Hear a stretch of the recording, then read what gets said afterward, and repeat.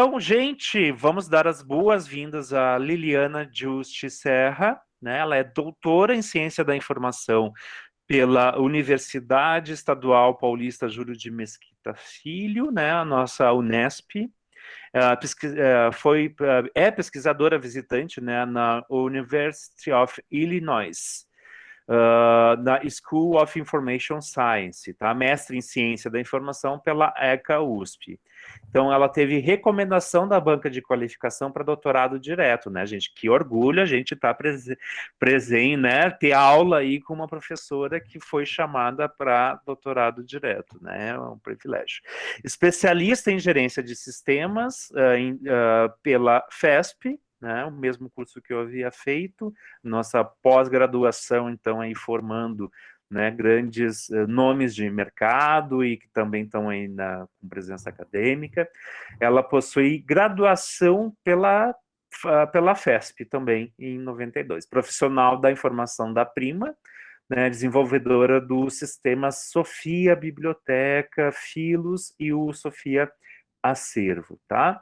A Liliana é consultora em ciência da informação, pesquisas na área de conteúdo digital licenciado, e-books, livros digitais, livros eletrônicos, né? Tem experiência aí na área da ciência da informação, principalmente com ênfase na automação de bibliotecas, livros digitais, e-books, catalogação, migração de registro bibliográfico. Gente, ó, vou parar por aqui porque a Liliana, né, é fantástica aí, né, a carreira dela e toda né, essa experiência que ela tem em relação à estruturação de publicação, né, difusão disso, é uma carreira fantástica, né?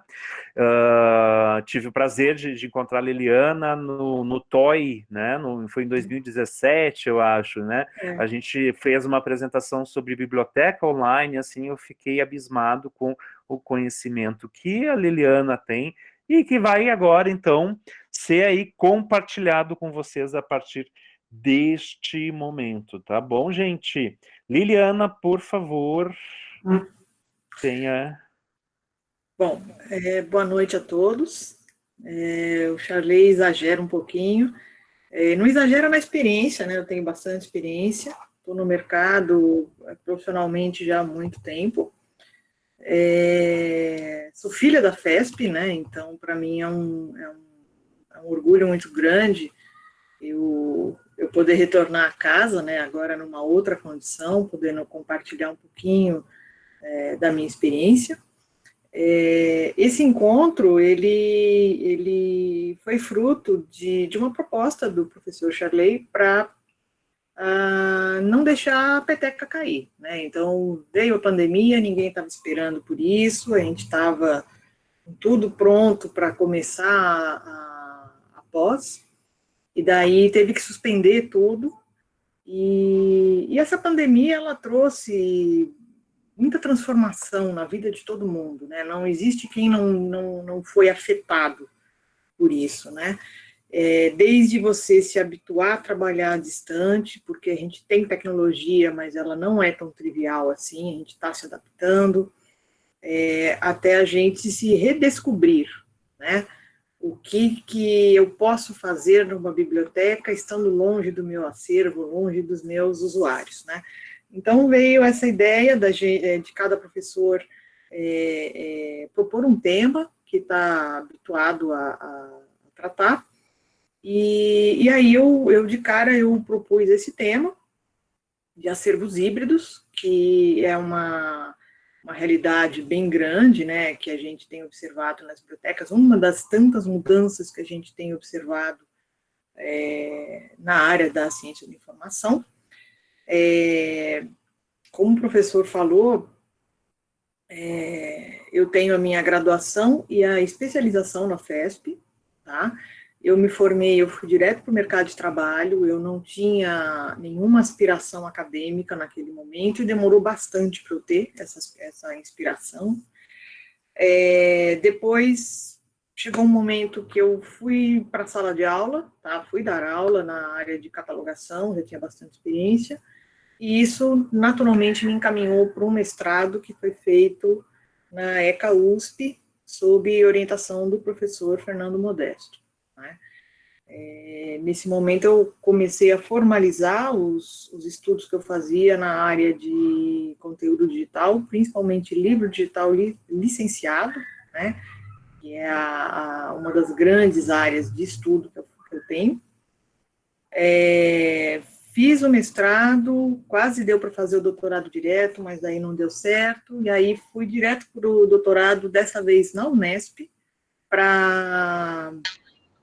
um pouco pela tradição da Unesp, né, pela importância da Unesp hoje, é considerado um dos melhores cursos, um dos melhores estrito sensu na ciência e informação no Brasil, e também para tem alguém que está com o microfone aberto, se puder dar uma checada, tá? E também eu escolhi a Unesp para ter uma visão diferente. Eu acho que sempre engrandece você passar por diversas instituições de ensino para você aumentar a sua rede de colaboradores, você ter outros professores, é uma troca bem rica. Então, fiz o meu doutorado na Unesp. Enquanto eu estava na Unesp, eu consegui uma bolsa sanduíche de 6 meses, onde eu fui para a University of Illinois, a Urbana-Champaign, estado de Illinois, é próximo à cidade de Chicago, que é considerada a melhor universidade norte-americana na área de ciência da informação, né? Foi uma experiência sensacional, e um dos motivos que eu escolhi essa data, né, quando veio o convite da aula, eu falei, não, eu vou fazer no dia 1º, porque faz um ano exatamente hoje que eu voltei para o Brasil, né, depois desses 6 meses que eu fiquei em Illinois, mergulhada na minha tese e me dedicando aos estudos, tá? Eu vou começar a apresentação, tá? Eu vou pedir para que vocês coloquem suas questões na parte de chat. Depois a gente, terminada a apresentação, eu vou para o chat e a gente vai tirando as dúvidas, tá? Então, peraí. Essa apresentação que eu vou fazer, ela foi apresentada esse ano, tá? Ela é bem fresquinha, no Dia do Bibliotecário, né? O CRB8 me convidou para fazer uma apresentação sobre o Dia do Bibliotecário na Unicamp. Então, tem algumas coisas que mostram um pouquinho a Unicamp por conta disso, tá? Mas é um tema que eu espero que seja do interesse de todos vocês, que agrade vocês e que gere bastante tema para a gente ter uma discussão, para refletir mesmo sobre algumas mudanças que a gente está vendo na CI. Então, eu vou compartilhar minha tela. Então, vamos lá. Bom, antes da gente começar, eu peço licença para dedicar essa apresentação à professora doutora Nilza Dias de Macedo, que faleceu no domingo. Ela foi professora da ECA, não foi minha professora, né? Eu não tive contato profissional com a professora Nilza, mas tive contatos pessoais com ela, e foi uma pessoa muito importante na área de CI, então eu queria dedicar essa aula a ela, a memória dela. Bom, vamos lá falar um pouquinho de acervos híbridos, livros digitais nas bibliotecas. Quando a gente pensa em biblioteca, vem na cabeça a ideia das bibliotecas tradicionais. Tá? Então, todo o imaginário de biblioteca, ele foi construído e ele ainda é muito calcado no livro, né, no material impresso sobre papel, né, tinta impressa no papel, e as visões de bibliotecas tradicionais. Tá? Então, aqui só para a gente situar, né, como é que como é enxergada a biblioteca, mesmo pelos bibliotecários. Tá? Não é só o usuário que tem essa visão um pouco estereotipada do trabalho da biblioteca, do espaço. O bibliotecário também. Tá? Então, se eu quero questionar alguma coisa, se eu quero analisar algum conceito novo, é importante que eu tenha bem claro qual que é o meu contexto atual e o que essas mudanças estão causando nesse novo contexto. Então, aqui algumas bibliotecas tradicionais. Eu selecionei algumas bibliotecas grandes, clássicas, famosas. Então, Biblioteca Nacional da França, a Biblioteca Pública de Stuttgart, que tem uma arquitetura muito bonita, já traz um conceito bem moderno de biblioteca, mas ainda a gente tem essa questão do livro em papel, como a base dessa biblioteca. Aqui a gente tem a Library of Congress, um dos salões de leitura. Esse salão de leitura, eles são fechados, né? Você tem que agendar com antecedência para poder consultar. Não é simplesmente, eu quero ir lá e visitar. Não, você tem que fazer, de fato, uma requisição para consulta de algum material específico. E existe uma vez por mês que é aberto para o público geral para fazer a visitação, sem ser essa panorâmica. Panorâmica a gente faz na visita guiada. Aqui, Biblioteca Nacional da Espanha. Então, veja que eu peguei alguns nomes bem importantes, bem representativos. Aqui a gente tem outra biblioteca pública, também um conceito de biblioteca viva, né? É uma pequena cidade, a Biblioteca Pública de Vancouver, porque ela é repleta de lojas, de cafés, o usuário, ele tem os dois lados são da biblioteca, parece um shopping, mas não, é a biblioteca com acervo e serviços. Aqui a gente tem o Max Planck, que é uma instituição de ensino que fica em Hamburgo, muitíssimo conceituada, tá? Quando você vai fazer uma pesquisa nesse espaço, você tem que reservar, às vezes com meses de antecedência, para você ter uma cadeira e uma mesa para você poder fazer suas pesquisas. E, é claro, a gente não pode olhar só para fora do país, a gente tem bibliotecas belíssimas e com acervos muito ricos aqui no Brasil. A nossa nave-mãe, né, Biblioteca Nacional. Além disso, o Real Gabinete Português de Leitura é considerado uma das bibliotecas mais bonitas do mundo. Aqui a gente tem a Biblioteca Mário de Andrade, para quem está em São Paulo, é a área circulante da Mário, é a maior biblioteca do estado de São Paulo. E aí a gente começa a pensar em biblioteca digital. Tá? Eu não vou entrar aqui com uma conceituação de biblioteca digital, porque eu acho que foge um pouco do que a gente vai discutir prioritariamente nessa aula. Tá? Mas aqui eu vou mostrar alguns projetos de biblioteca digital que já estão operando há um bom tempo. Que é uma tendência. Tá? Então, aqui a gente tem a Biblioteca Pública de San Antônio, no Texas.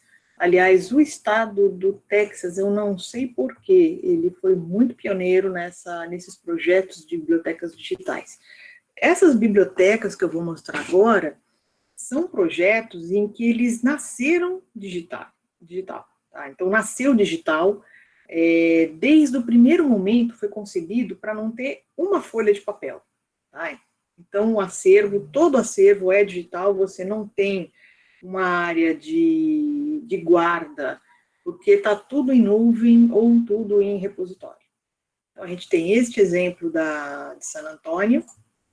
Aqui, novamente, no Texas, o Bibliotech, que é um projeto também importante, tá? Ele foi inaugurado em 2015, foi considerado a primeira biblioteca pública totalmente digital dos Estados Unidos. Este outro projeto é na Flórida, é a Universidade Politécnica da Flórida, também 100% digital de 2014. Vejam que a biblioteca, apesar de ser digital, ela está repleta de pessoas, tá? E aqui a gente começa a ver alguns projetos de biblioteca digital que eles não existem no mundo real, vamos dizer assim. Eles não existem fisicamente, não são espaços, mas são produtos e serviços que estão disponíveis na internet, onde você tem acervos variados. Então, começando pelo projeto Gutenberg, que foi o primeiro projeto de biblioteca digital e a primeira fonte de conteúdo de livro digital no mundo, né? O projeto Gutenberg começou em 1971, tá? Não é uma coisa de agora, né? até a Biblioteca Pública Digital dos Estados Unidos, a DWL do mundo, Biblioteca Nacional Digital, e aí você tem outros projetos como o JSTOR, como HatTrust Europeana. Então, aqui eu peguei alguns, tá? Existem diversos projetos de bibliotecas digital, mas aqui a gente já está falando num contexto que eu não tenho um local físico, diferente do que eu mostrei das iniciativas do Texas, da Flórida, onde você tem um espaço físico para um acervo digital. Mas, tudo bem, eu tenho uma biblioteca em papel, eu tenho uma biblioteca que nasceu digital, tá? Mas a tendência qual que é? Acervos híbridos. Por que a gente fala isso? Porque dificilmente uma biblioteca, ela vai jogar fora, descartar todo o seu acervo em papel e transformar tudo isso em digital. Porque é muito caro, porque não tem necessidade de fazer isso. Tá? Então, qual que é a tendência que a gente tem visto na área da ciência da informação? Ok, eu tenho papel, ok, eu tenho digital, e eles podem conviver juntos tranquilamente, tá? Não existe uma competição aqui, então a gente começa a fazer uma transição de bibliotecas tradicionais para acervos híbridos. Tá? Então, duas tecnologias distintas convivendo no mesmo ambiente. E aqui eu coloco essa frase, no final dessa aula tem as referências, tá? Esse texto é um texto muito recente, eu vi agora em março, né? E ele chama atenção para uma coisa que a gente já sabe, mas que às vezes a gente não se percebe, tá? O que é mais importante numa biblioteca é o usuário. Tá? Não adianta eu ter uma biblioteca cheia de obras raras se o usuário não pode ter acesso a esse material. Não adianta eu ter um acervo totalmente digital se o usuário não consegue acessar aquela tecnologia. Não adianta eu ter recursos lindos, maravilhosos, se o usuário não consegue chegar até esses recursos. Tá? Então, de fato, a gente tem que colocar um foco na coleção que o usuário está usando. Porque se eu tenho uma coleção e o usuário não tem interesse nela, por que eu tenho essa coleção? Por que eu vou manter essa coleção? Tá? E aqui a gente não entra no mérito, é papel ou é digital? Porque não é isso que importa. A gente está falando, papel ou digital, é uma questão de formato, uma questão de suporte. E o usuário, ele pode tanto ser atendido com o material analógico, quanto com o material digital. Tá? Que momento que a gente vive hoje? Né? Então, não tem mais aquela unanimidade do impresso. Ainda existe um pouco de preconceito, digamos assim, com o material analógico, com o material digital, aquela questão que até se discutiu muito, que não, o livro em digital vai matar o livro em papel. Em que momento ele falou que ele vinha para matar o papel? Em nenhum momento. Então, foi um alarmismo muito grande, e o livro digital, ele mostra, principalmente em momentos de pandemia, como esse que a gente está vivendo, o quanto ele pode ser útil. De repente, o usuário ele não pode ir até a biblioteca, mas a biblioteca consegue ir até o usuário, não importa onde ele está, entregando um material, dando acesso ao material que ele precisa. E não tem por que fazer porque criar uma rivalidade entre o papel e o digital. Eles podem conviver tranquilamente, eles se complementam, eles não são concorrentes. Tá? E a gestão da coleção, ela vai abordar esses dois segmentos. Então, eu vou fazer uma gestão para a minha coleção analógica e para a minha coleção em digital. Tá? São gestões diferentes. O digital traz alguns desafios que a gente ainda não está acostumado. Tá?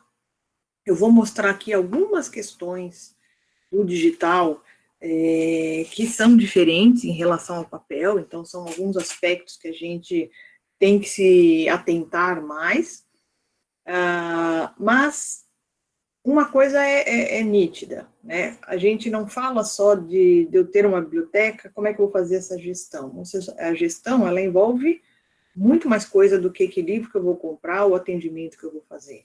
Então, desde a minha cotação, desde o meu pedido que o meu usuário fez, até o tratamento, processamento técnico, a disseminação, contato com o meu usuário, colocar isso num catálogo, colocar isso disponível e aberto para que seja acessado por outras ferramentas, talvez ferramentas de descoberta, e mais do que tudo, o trabalho do bibliotecário é um trabalho de gestão, e essa gestão ela tem que ser feita cada vez mais em cima de análise de indicadores, certo? Porque uma coisa é fazer uma gestão de um acervo, eu estou vendo os volumes no balcão, na estante, na prateleira. Outra coisa é eu fazer gestão de um material que ele não existe fisicamente, ele não tem materialidade. Então, eu dependo 100% de análise de indicadores para saber o que está sendo usado, o que não está sendo usado, que às vezes é mais importante eu saber o que não é usado do que aquilo que é, que tipo de necessidade os meus usuários têm, e eu vou descobrindo isso através de análise de indicadores. E quando a gente fala de digital, tem um aspecto muito importante. Eu tenho dois tipos de conteúdo digital. Tem aquele conteúdo que é aberto, que ele vai me suscitar alguns tipos de demanda. E eu tenho o licenciado, e ele vai trazer outras questões que eu tenho que tratar. Tá?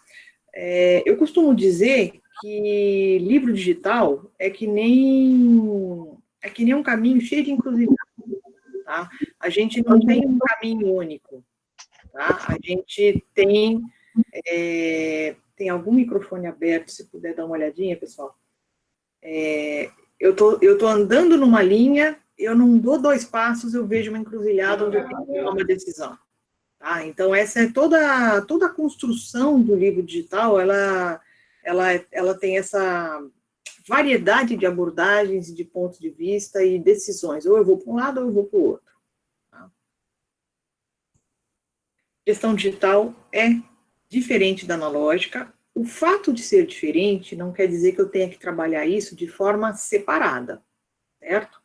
Porque se eu sou biblioteca tradicional, eu vou trabalhar acervo impresso. Se eu sou biblioteca digital, eu vou trabalhar só com o que é digital. Só que eu não sou nenhum nem outro, eu sou biblioteca híbrida. Então, eu tenho que trabalhar o acervo num único ponto, num único banco de dados, vamos dizer assim, e para cada tipo de material eu tenho que ter um tipo de gestão diferente, porque senão não vai fechar essa conta, tá? Por que não fecha? Um exemplo só. Quando eu tenho um livro em papel, ele tem um número de tombo e eu faço toda a minha circulação por esse número de tombo, código de barras. Se eu tenho um livro digital, por que eu vou ter um código de barras para um livro digital? Por que eu vou ter um número de exemplar para o livro digital se ele não tem esse tipo, se ele não é um volume, certo? Então, aí já começa a minha distinção na hora de fazer a gestão. O digital não vai ter exemplar, o analógico, ele tem um volume físico. Então, vamos aqui, o que os livros digitais, eles têm um pouquinho de diferente, tá? Primeira coisa é que é diferente a forma como eu vou descobrir o recurso digital que a biblioteca tem. Tá? Eu vou ter um slide mais para frente que vai tentar deixar isso um pouco mais claro. Mas a forma de descoberta do livro digital, ela é variada e múltipla. Tá? Outro ponto importante é a questão de licenciamento. Tá? O livro digital, ele não é comprado, ele é licenciado. Se ele é licenciado, ele funciona em semelhança com o licenciamento de software. Todo o material digital que eu contrato, música, filme, livro, eu não tenho a propriedade, eu tenho o direito de uso, ou seja, eu fiz um licenciamento que me dá a licença de usar este material por um período. Este período, ele pode ter ele pode ser finito, com uma data conhecida, ou ele pode não ter uma data que finaliza essa transação comercial. Tá?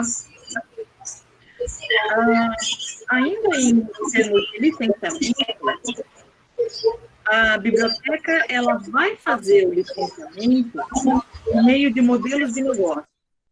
Tá? Então, eu tenho uma forma que eu vou contratar o livro digital para a biblioteca. E aqui, hoje, eu tenho um quadro mais para frente que eu mapeei diversos modelos de negócio, tá? E isso continua acontecendo, eles estão nitidamente num momento ainda de construção, não existe uma estabilidade de modelos de negócios que vieram para ficar da forma como eles estão funcionando hoje, tá? Tá tudo uma questão de negociação ainda. Tem a questão do acesso, porque como é que eu vou acessar? Então, eu tenho o acesso ao suporte, o acesso ao conteúdo, são coisas distintas. Então, por exemplo, a minha biblioteca contratou um fornecedor. Então, o usuário ele tem que ir ao catálogo do fornecedor, ou ele pode ir ao catálogo da biblioteca para poder acessar. Acessou, conseguiu ter acesso àquele livro, eu tenho um outro nível de acesso, que é o acesso ao conteúdo. Como é que foi feito esse modelo de negócio? Esse livro ele pode ser acessado simultaneamente? Ou eu só posso um livro, um acesso, como se fosse um livro impresso? Tá? Ou então eu posso contratar uma quantidade de acessos simultâneos, como se eu tivesse comprado exemplares de livros impressos. E aí eu posso dar quantidade de acessos que eu comprei. Tá? Ou o sonho de todo bibliotecário, tudo é simultâneo, todo mundo pode acessar aquele livro ao mesmo tempo. Tá? Só que quanto mais acesso eu coloco a um conteúdo, maior é o valor do meu licenciamento. Tá? Então, é um aspecto bastante importante também, o acesso.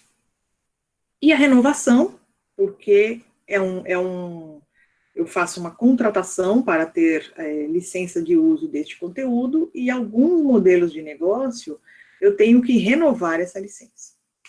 A gente vai ver um pouquinho mais sobre isso também. Você trabalhar num ambiente de biblioteca híbrida, você tem grandes desafios, tá? Ainda são coisas que estão se ajeitando, tá? Uma coisa importante que o bibliotecário tem que ter essa clareza é que o livro digital, ele é sempre, mas sempre, sempre, sempre, ele vai ser mediado por uma plataforma. Tá? Então, é diferente de eu pegar o livro na estante, eu abrir e fechei o livro. Não.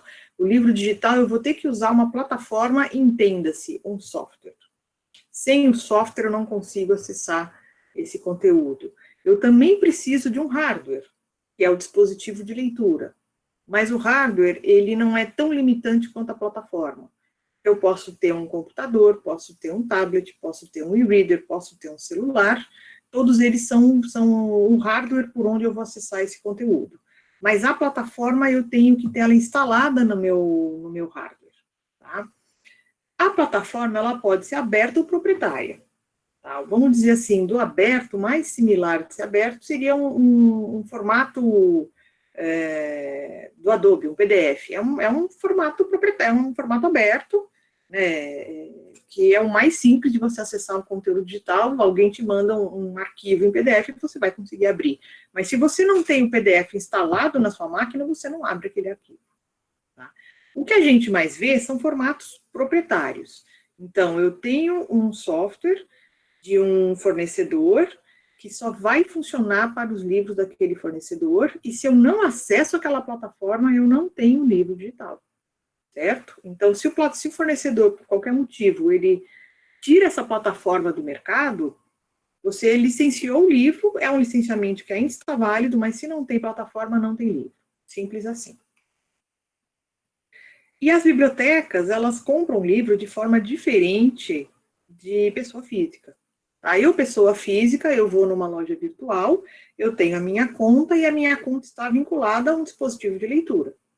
Então, quando eu compro um livro na Amazon ou na Livraria Cultura, em questão de minutos depois da compra, o livro já está disponível para eu fazer o download no meu dispositivo. Tá? Bibliotecas não trabalham dessa forma, porque não é uma boa política. Alguns autores acham que não é nem uma política a biblioteca trabalhar com um dispositivo de leitura, Porque quando ela empresta o equipamento, ela emprestou uma biblioteca inteira para um usuário, tá? Sem contar o custo, a manutenção, tudo isso. Então, a biblioteca, ela não vai contratar livros com livrarias virtuais. Ela vai fazer o licenciamento por meio de fornecedores específicos para bibliotecas. E isso é uma coisa que tem que ficar muito clara. O livro não é seu. O livro digital, ele nunca vai ser seu. Tá? Então, às vezes a gente fala, eu comprei o livro. Você não comprou, ele não te pertence. Você não tem a propriedade do livro digital. Tá? Isso é uma coisa bem importante. E, novamente, acompanhar indicador. Aqui, se eu não acompanho indicador, eu não sei o que está acontecendo. Tá? Eu dependo 100% dos indicadores aqui para saber como que está o consumo desses livros digitais que eu licenciei com o meu fornecedor. Aqui são alguns fornecedores, né, são os principais fornecedores. Aqui eu excluí a autopublicação, tá, que aí tem um pouco de controvérsia, então eu fiquei mais em fornecedores tradicionais. E a gente tem praticamente 3 tipos de fornecedor para a biblioteca. Tá? O primeiro deles é o editor. O editor é o dono do conteúdo. Tá? O editor, se ele investir numa plataforma, ele pode fazer a venda direta para a biblioteca, certo? Se ele tem uma plataforma, tá? Ou lembra disso, se eu tenho plataforma, eu tenho livro, se eu não tenho plataforma, não tem livro, certo? Se o editor fez o investimento de desenvolver uma plataforma, além dele poder vender direto para a biblioteca, ele também pode oferecer que um distribuidor, como se fosse uma livraria, digamos assim, também oferecesse para a biblioteca. Tá? Por quê? Quando o distribuidor faz a comercialização, ele entrega na plataforma do editor. O distribuidor, ele não tem plataforma. Tá? Mesmo que o editor tenha uma plataforma, ele também pode oferecer os livros para comercialização para um agregador. O que é um agregador de conteúdo? É como se ele fosse um distribuidor, com a grande diferença que o agregador tem uma plataforma. Então, se o editor tem plataforma ou se ele não tem plataforma, ele pode comercializar os livros dele com bibliotecas por meio de agregadores. Porque o agregador, ele construiu uma plataforma que é bastante robusta, que traz bastante tranquilidade para o editor de que não vai ter invasão, não vai ter uso indevido do conteúdo, que vai ter toda uma contratação que o agregador é responsável. E o agregador, ele vai fechar contrato com diversos editores. Então, eu não preciso fazer o contrato com cada um dos editores que eu tenho interesse de ter livro. Eu posso fazer um contrato único com um agregador que atende vários editores e de uma vez só eu consigo, com um único fornecedor, um único contrato de licenciamento, eu consigo ter um conjunto, muitas vezes expressivo, de títulos que eu vou acrescentar no meu acervo. Tá? Então, 3 fornecedores: editor, agregador, distribuidor. Se o editor tem plataforma, pode ser a plataforma dele, se eu comprar direto com ele. Se ele tem plataforma, mas se eu quis contratar por um agregador, eu vou acessar na plataforma do agregador. Se eu contrato com um distribuidor, eu vou acessar na plataforma de quem o distribuidor vendeu. Porque o distribuidor, ele pode vender do editor ou de um agregador. Tá?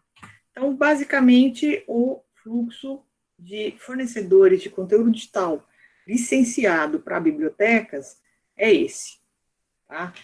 Uma coisa importante, gente: plataforma. Tá? A plataforma é que vai ditar com quem eu tenho que conversar para fazer a contratação. Agora, formas de descoberta. O livro tradicional, ele é comprado, catalogado e vai ficar disponível para consulta no catálogo da biblioteca. O digital licenciado, ele tem outras formas de descoberta. Uma delas é o catálogo. Tá?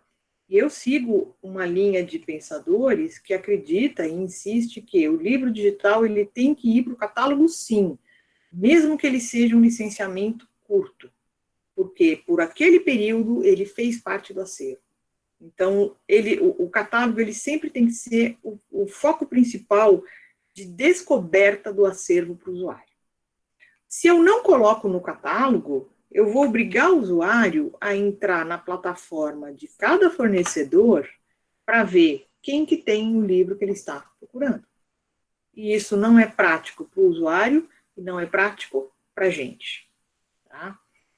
Eu praticamente, se eu não ponho os livros no catálogo, eu obrigo o usuário a saber quem é o meu fornecedor, ou quais são os meus fornecedores, porque um único fornecedor não vai me atender em tudo. Aí ele entra na plataforma e vai fazendo buscas. Tá? É insano isso. Enquanto eu tenho só um fornecedor, ok, já não está certo, mas ok, não é tão crítico. Mas e quando eu estou num cenário que eu tenho 4 fornecedores aqui no Brasil? Ou se eu pegar uma biblioteca estrangeira, por exemplo, a biblioteca de Illinois, ela tinha mais de 30 fornecedores. Coitado do usuário, se ele tem que entrar em cada uma das plataformas para saber aonde está. Tá? E para a biblioteca é muito ruim também, porque imagina você fazer a gestão disso entrando em plataforma por plataforma para ver o que foi acessado, quando você pode ter isso direto no seu catálogo. E aí você sabe o que foi acessado digital, o que foi usado de impresso. Uma outra solução para a gente resolver isso é partir para um serviço de descoberta, uma busca federada, onde as plataformas dos fornecedores elas vão ser indexadas juntamente com o catálogo da biblioteca e numa interface única do serviço de descoberta, o usuário tem como localizar o item que ele está procurando. Só que são ferramentas muito caras e somente instituições muito grandes conseguem fazer um investimento de busca federada. E aqui a gente entra em modelo de negócio, tá? Que é um dos pontos, assim, eu gosto muito desse tema, né? Se eu pudesse, meu doutorado tinha sido em cima disso, não pude fazer em cima disso, mas não deixei de estudar, tá? É uma mudança bem grande e ele traz uma flexibilidade muito interessante para as bibliotecas hoje em dia. Até hoje, eu consegui identificar 3 tipos de modelos de licenciamento. Tá? Isso eu estou dizendo até hoje, dia 1º de abril de 2020, hoje não é dia da mentira, tá? O que eu estou falando não é mentira, é sério.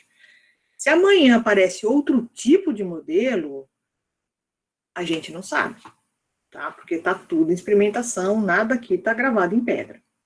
Então, vamos entender um pouquinho o que são esses modelos, tá? Então, aqui eu tenho 3 tipos de modelo e eu tentei fazer uma linha do tempo para a gente ver como isso está evoluindo rapidamente. Primeiro modelo, aquisição perpétua. Tá? É um modelo super tradicional, ele surgiu bem no começo dos livros digitais, na oferta de livro digital para bibliotecas. Tá? Ele simula bastante a compra de um livro físico. Então, eu estou comprando digital, mas eu estou com cabeça de analógico. A gente vai ver um pouquinho mais sobre isso no próximo slide. Logo em seguida veio um outro modelo, veja que já teve um intervalo de tempo um pouco maior, né, porque eu não tinha nem muita oferta de conteúdo para contratar, muito menos forma de contratação estabelecida. Em 2005, a gente teve o surgimento do acesso medido. O acesso medido, ele funciona de um jeito um pouco esquisito num primeiro momento, mas ele tem suas vantagens. O acesso medido é como se eu comprasse um livro, pode até imaginar um livro em papel, tá? Eu vou emprestar esse livro 26 vezes durante um ano. Quando acabar essas 26 vezes, eu vou jogar o livro fora e vou comprar um novo. Tá? Foi essa visão que os editores tiveram quando eles lançaram. Segundo os estudos que eles analisaram, que a gente não sabe quais são, a vida útil de um livro seria 26 empréstimos por ano. No máximo 52 em 2 anos. E depois disso, a biblioteca teria que comprar um novo livro para substituir, porque aquele não ia aguentar mais. Por que não dá para acreditar nisso? Porque tem livro que circula muito mais que 26 ou 52 vezes. Não é a quantidade de circulações, tem uma série de fatores que vão definir se o livro tem condição ou não tem condição de circular. E mesmo que ele esteja um pouco sofrido fisicamente, muitas vezes ele pode ser recuperado. Tá? Então, nesse modelo de acesso medido, eu contrato um livro, eu vou emprestar ele 26 vezes, acesso monousuário, acabou os 26 vezes, como se fosse crédito pré-pago. Acabou os 26, eu compro novamente, faço um novo licenciamento para mais 26 vezes por um ano. Tá? Logo em seguida veio a assinatura, bem parecido com o periódico, a mesma coisa de periódico. De tempos em tempos eu tenho que renovar o licenciamento. Então, eu estou sempre pagando por um material que nunca será meu. E aí a gente começa a ter uns modelos mais complicados, tá? Então, veja, aquisição perpétua é um modelo perpétuo, acesso medido e assinatura são modelos transitórios, porque de tempo em tempo eu tenho que renovar o licenciamento.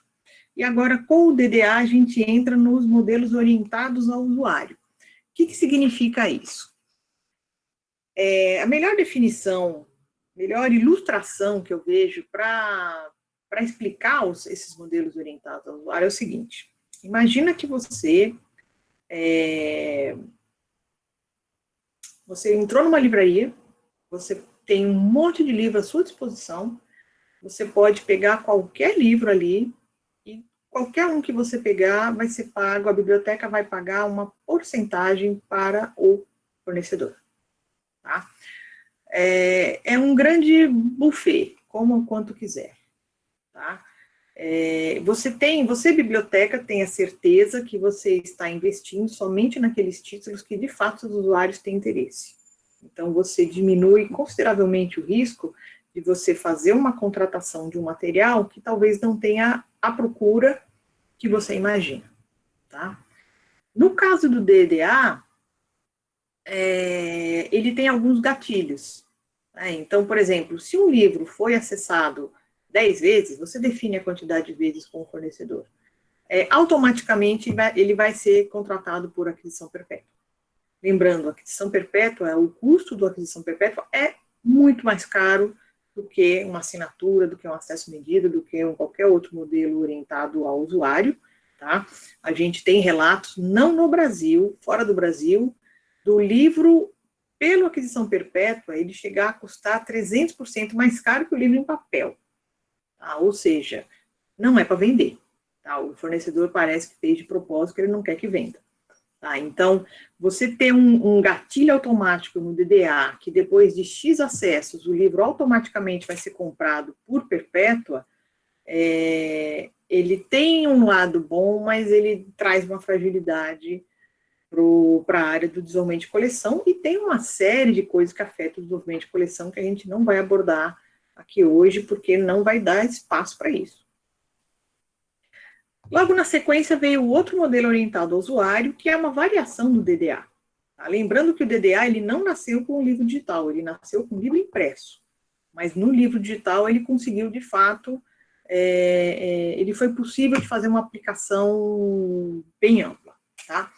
O STL, ele é um modelo onde é como se eu fizesse aluguéis, é como se fosse um pay-per-view. Cada vez que eu acesso, eu pago. É diferente do DDA, ele não tem um gatilho, ele não vai disparar uma compra automática. Mas cada vez que acessou, eu vou pagar de 20% a 30% do valor do livro. E é somente um usuário que acessou aquele material. Vejam que aí, na sequência, a gente começa a ter um monte de modelo. O EBA também orientado ao usuário. A diferença do EBA é o seguinte: eu estipulo com o fornecedor os títulos que vão estar, eu vou pagar por um valor estimativo, como se fosse uma assinatura, vamos dizer assim, e vou deixar os livros ali todos disponíveis para os meus usuários. Depois de um ano de licenciamento, eu vou fazer uma aquisição perpétua dos títulos que foram mais utilizados. Tá? Então, ele tem um investimento pequeno no começo, e evidentemente, quando você fecha, você já tem um compromisso de licenciar um valor X, e passado um ano, com base nos indicadores de uso, você vai contratar aquele material que, de fato, seu usuário demanda. É um modelo bem interessante também, principalmente para a universidade. Aí veio outra, tudo isso é variação do DDA. tá? E essa variação do DDA, ele é bem interessante, é um fornecedor só que colocou esse modelo. Ele é como se fosse um parcelamento. Eu acesso 10, o livro foi acessado 10 vezes, é como se eu pagasse cada uma das prestações. Terminei de pagar a 10ª vez, o livro é meu automaticamente, eu não preciso pagar uma aquisição perpétua. Tá? É interessante. CPC ele veio, muita biblioteca ficou feliz pra caramba nos Estados Unidos, em menos de um mês, opa, vamos parar com isso agora, tá? O CPC, ele é um pay-per-view, então, paga por acesso. Tem lado bom, tem lado ruim. Por que as bibliotecas gritaram? Porque eles colocaram um valor para a verba, e aquele valor que deveria durar, sei lá, um mês, durou um dia. Certo? Então, você tem uma série de controles do uso da verba para licenciamento por CPC.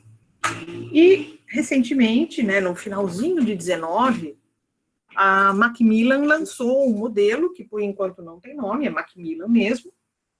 Né, o acesso medido também, ele foi lançado com o nome de um fornecedor até que ele ficou acesso medido. Macmillan soltou esse modelo, e está causando muito burburinho, muito abaixo-assinado nas bibliotecas americanas, muito boicote, tá? Até eu já assinei boicote, que eu não assinei boicote, né? Assinei abaixo-assinado, porque eu acho que não está muito interessante. Né? Vamos entender um pouquinho mais de cada um desses modelos. Aquisição perpétua. Parece que eu estou comprando um livro, só que não. Eu estou licenciando, só que eu não tenho uma data quando termina esse licenciamento. E o preço é alto, acesso 1 para 1. Tá? Eu nunca vi aquisição perpétua com acesso simultâneo. É 1 para 1, como se fosse o livro em papel. Assinatura. Pacote. Pacote de publicação. Nem sempre, ou aliás, quase nunca eu vou escolher o que eu quero assinar. Então, às vezes, eu pego por área do conhecimento, vem poucos títulos que me interessem, um monte de coisa que não tem apelo nenhum para os meus usuários, e, periodicamente, normalmente um ano, eu estou renovando, eu estou sempre pagando por um conteúdo que não será meu jamais. Acesso medido. Também ele tem outros nomes, né? Então, o nome em inglês, o Harper 26, você tem a quantidade de licenças, tá? Ele foi muito criticado, esse modelo, eu mesmo critiquei muito, né, quando eu comecei a estudar, eu falei, nossa, que absurdo. Hoje eu vejo que ele tem suas vantagens, tá? Principalmente biblioteca pública. Saiu um livro que um monte de gente está procurando, eu não preciso mais comprar, encher uma prateleira só com aquele livro, que daqui a 3 meses não vai ter mais procura. Então, de repente, eu consigo contratar um livro, num valor muito menor que uma aquisição perpétua, acabou a demanda, eu vou analisar se eu vou manter ou não alguma cópia no meu acervo. Então, ele tem suas vantagens. Todos os modelos têm vantagens e desvantagens, tá? Você tem que ter uma sensibilidade bem grande de como é o teu público, como é o teu usuário, como é o teu acervo, para você ter mais firmeza para tomar a decisão correta. DDA, já teve outros nomes também, era PDA antes, agora é DDA, e dependendo da quantidade de acessos que aquele livro teve, automaticamente ele vai ser comprado, ou então eu vou mudar a forma de licenciamento por uma forma mais cara, tá? O DDA Ato, ele é da ProQuest, a diferença é que depois que eu atinjo aquele número de acessos, o livro já é meu, tudo de bom, né? Eu paguei prestação. Tem alguns casos que, por exemplo, de repente você acessou 9 vezes. Por um acesso você não tem o livro. Tá? Então, também tem uma fragilidade. O STL, o Short Term Loan, ele é uma variação do DDA. Tem gente que confundiu ele um pouquinho com o empréstimo entre bibliotecas, mas na minha concepção não tem nada a ver, porque uma coisa é eu ter uma instituição me emprestando, aqui eu tenho um fornecedor me licenciando, então não é EEB, tá? É aluguel mesmo. A diferença é que eu posso fazer quantos aluguéis eu quiser e eu não vou disparar uma compra, um licenciamento por outro modelo. O EBA, que também já teve outros nomes, tá? Pay-per-view, quase todos orientados a objetos já foram chamados de pay-per-view, tá? Então, quando a gente vai pesquisar literatura, isso é bem complicado, que a gente não sabe exatamente do que a pessoa está falando.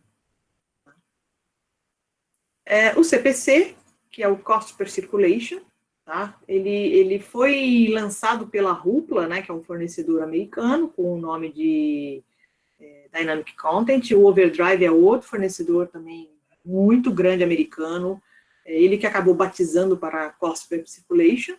E o Odilo, que é um fornecedor espanhol, ele chama de Pago por Uso, que é um pay-per-view também, tá? Mas é Cost per Circulation, valor por circulação. E o Macmillan, o que eles fizeram, né? Como eles viram que as vendas estavam caindo muito, a ponto de sentir que existia alguma ameaça ao negócio, quando lança o livro, eles permitem que a biblioteca faça um licenciamento de uma licença perpétua com 50% de desconto. Só que ele não deixa você, biblioteca, fazer mais nada por 8 semanas de embargo. Ou seja, se você quiser comprar mais acessos simultâneos, você tem que esperar 8 semanas e depois desse período eles vão vender com valor cheio. Tá? Então, isso está causando uma briga boa.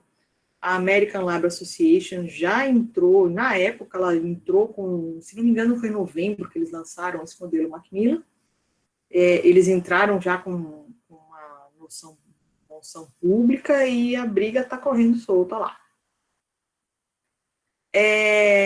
Vocês podem reparar, muita sigla, isso é americano, o americano adora uma sigla, tá? Então, eu acho que se você tirar a sigla do americano, ele não sabe se comunicar, né?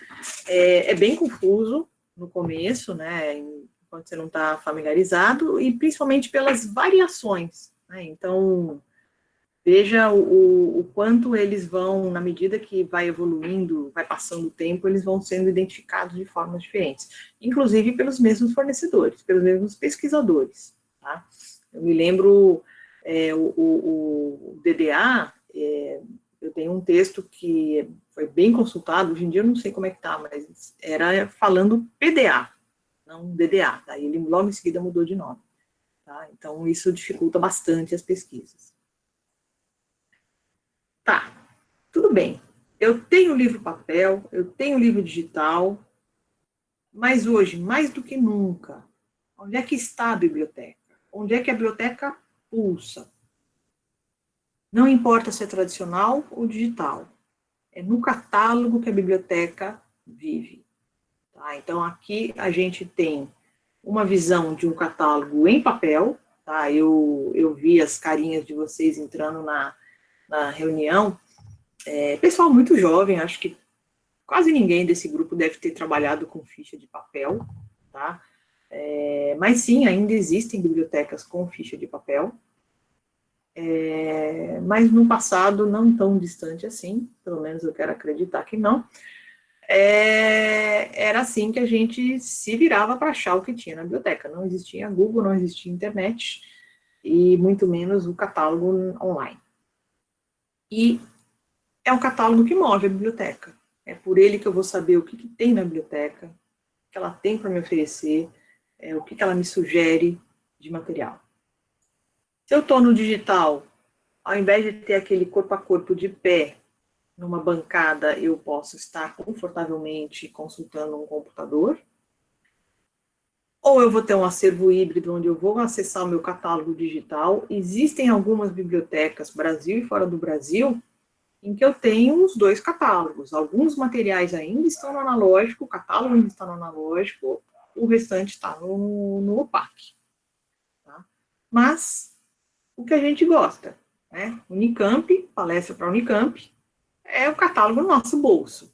Tá? Então, eu consigo ter o catálogo onde quer que eu vá, a qualquer horário, vou acessar, vou fazer minhas consultas, vou fazer meus serviços. Tá? Não importa se é um dispositivo móvel, ou se é um computador, ou se eu estou num terminal de consulta dentro do espaço da própria biblioteca. O que importa é que ele está cumprindo sua função de catálogo.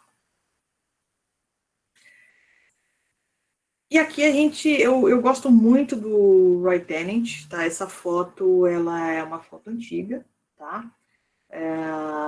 Ele é um dos grandes pesquisadores da área da ciência de informação. Até onde eu sei, ele ainda está...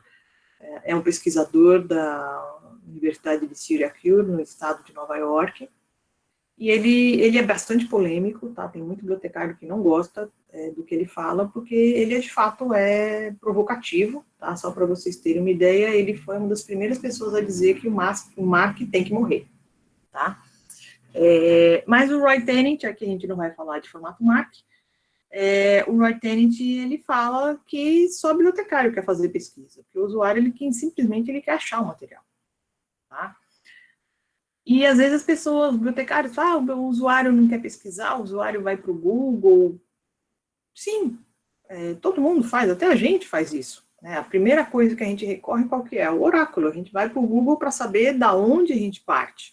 E dali a gente aprofunda para fontes mais idôneas, porque nem tudo que está na web, ou, aliás, ultimamente, é muito difícil achar informação idônea na web. Você tem que ver muito bem qual fonte que você está acessando. E a biblioteca, ela tem um nível, um grau de confiabilidade muito grande. Tá? Então, o usuário ele não quer fazer buscas, estratégias e operadores booleanos, o usuário ele quer simplesmente clicar e achar a informação. Tá? E é nisso que a gente tem que a gente tem que facilitar a vida do usuário. Tanto na biblioteca, ele fisicamente na biblioteca, quanto ele digitalmente no catálogo online. Porque a relação com os nossos usuários, ela é diferente, e a gente tem algumas sinalizações muito claras que, aquilo que eu falei logo no começo, o meu foco tem que ser o usuário. O acervo, a técnica, isso tudo são instrumentos para eu atender o usuário. Porque se eu faço todo um trabalho, mas o usuário não localiza aquela demanda, aquele material, para que serviu aquele meu trabalho? Né? Então, se eu estou pensando em demanda do usuário, ou como diz na RDA, em tarefas do usuário, eu tenho que trazer uma interface intuitiva, simples e fácil para o meu usuário. Eu tenho que fazer com que a experiência dele seja tão fácil quanto é no Google, tão simples quanto no Google. Eu tenho que permitir que esse usuário encontre aquilo que ele está procurando, fazendo as tarefas mesmo, cumprindo. Eu tenho que dar condições para que o usuário realize as tarefas que estão previstas nos códigos de catalogação. Ele vai encontrar aquela informação, ele vai conseguir usar aquele conteúdo, ele vai ter um acesso simplificado. Eu não vou colocar barreiras para que ele tenha o contato com aquela informação. Tá? Falando assim, até parece, mas a biblioteca ela não cria uma dificuldade para o usuário. Sim, a gente acaba criando dificuldades para o usuário. E a gente não tem essa percepção porque a gente tem um olhar de bibliotecário. A gente não olha com os olhos do usuário. Então, eu acho que está um pouco na hora da gente se colocar um pouco no lugar do usuário e eu não digo que a gente vai desrespeitar as nossas regras, muito pelo contrário, tá? Eu já fui professor de catalogação, eu sou catalogadora raiz, que o pessoal fala, não sou Nutella, coisa nenhuma. Mas eu tenho que ter uma visão muito clara. Como que eu vou descrever aquela informação para que o meu usuário consiga achar, encontrar, se apropriar e usar? Tá? E aqui a gente volta para a raiz, né? Por quê? Para eu entender o meu presente, eu tenho que saber como foi o meu passado. Se eu não entendi o meu passado, como é que eu vou saber como que eu cheguei hoje nessa situação? E eu consigo ver qual a tendência para onde eu vou daqui para frente. Então, quando a gente fala de catálogo, é impossível não falar de Cutter. A gente está falando do século XIX, onde ele deixou bem claro quais são os objetivos do catálogo. Eu tenho que permitir que o usuário localize o livro, autor, título e assunto. Eu tenho que fazer uma descrição de tal forma que o usuário consiga identificar esses 3 elementos, no mínimo, para que ele localize, para saber se aquela biblioteca possui aquele material que ele está procurando. Então, o catálogo, além da descrição, ele era um inventário do acervo. E uma terceira função do catálogo, ele achou o autor, eu sei que a biblioteca tem aquele material, mas ele vai me mostrar se eu tenho algumas formas diferentes para que ele escolha o que eu tenho. Eu tenho uma obra em qual edição, em qual idioma, em qual formato. Então, o catálogo ele também tinha essa terceira função, para eu escolher aquele item que era mais adequado para a minha necessidade. E aqui a gente acrescenta mais uma função, mais um dos objetivos para o catálogo. No catálogo online, além de eu permitir que ele localize, que a biblioteca faça um inventário da sua coleção, que eu dê opções para o usuário, é por meio do catálogo que o usuário vai conseguir acessar o conteúdo, quando é um recurso digital. E a gente tem que fazer, eu acho que é um momento interessante para a gente olhar para dentro do próprio catálogo, para as nossas tradições, para as nossas normativas, e se questionar, tudo bem, eu fazia uma descrição numa ficha 7,5 por 12,5, em papel, máquina de escrever, às vezes manuscrita. Quando já estava mais moderninho, eu tinha um computador que ele saía cuspindo fichinha, desdobrava todas as fichinhas. Tá?